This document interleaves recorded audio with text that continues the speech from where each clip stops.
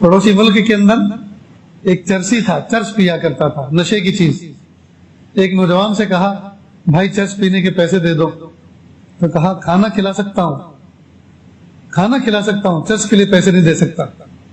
आगे से कहता है, ओ यार चर्स के पैसे दे दे, खिलाने की जिम्मेदारी तो किसी और ने ले रखी। जाहिर है उसने चर्स पिलाने की जिम्मेदारी तो नहीं ली, खिलाने की जिम्मेदारी तो किसी और ने ले रखी है, तू तो चर्च के पैसे दे दे। तो उसने इस अंदाज से कहा कि मैं हक्का बक्का रह गया और देने पे मजबूर हो गया। मैंने कुछ पैसे उसको दे दिए। जब दे दिए तो वो तेज तेज कदमों से चलने लगा।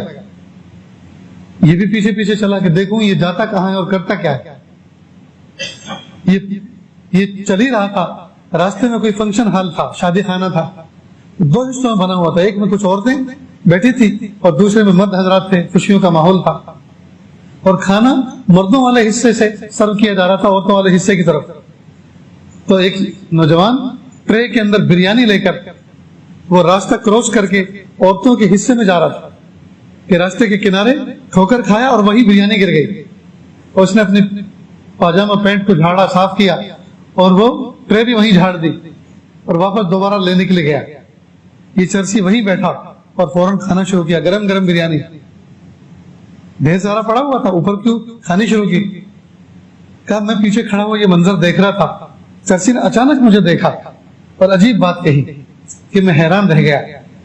कहा, वो खिलाता तो हमेशा बर्तन ही में है, लेकिन आजकल जरा अनबन चल रही, थोड़ा नाराज है।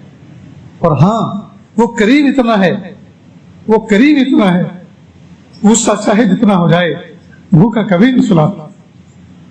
वो गुस्सा चाहे जितना हो जाए भूखा कभी नहीं सुलाता। वाकई दोस्तों, हम तहज्जुद के वक्त, फजर के वक्त भूखे उठते तो हैं, भूख लगी हुई होती है, लेकिन भूखा कभी सोते नहीं, हमेशा खा के सोते।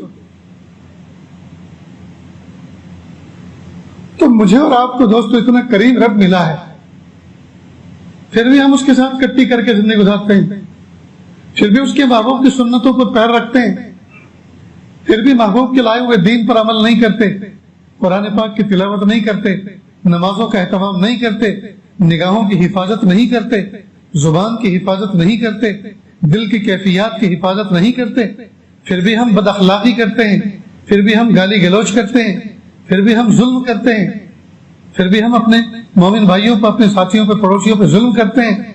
बताइए, इतने कील कांटों के साथ हम कामयाब जिंदगी क्यों कर गुजार सकते हैं? हम कामयाब जिंदगी क्यों कर गुजार सकते हैं? तो इरादा करें कि इंशाअल्लाह हम अपनी जिंदगी में फुल यूटर्न लाएंगे। इंशाअल्लाह जो आदतें, जो बुरे तरीके हमारी जिंदगियों में हैं, सबको छोड़ेंगे, रब के दामन को पकड़ेंगे, नमाजों का एहतमाम करेंगे, कुरान पाक की तिलावत का एहतमाम करेंगे, जिक्र अस्कार का एहतमाम करेंगे, सखावत का जज्बा पैदा करेंगे, जो माल अल्लाह पाक ने दिया है और माल अल्लाह के रास्ते में खर्च करेंगे। मैं दीन लूंगा, मैं दीन लूंगा, न लूंगा मैं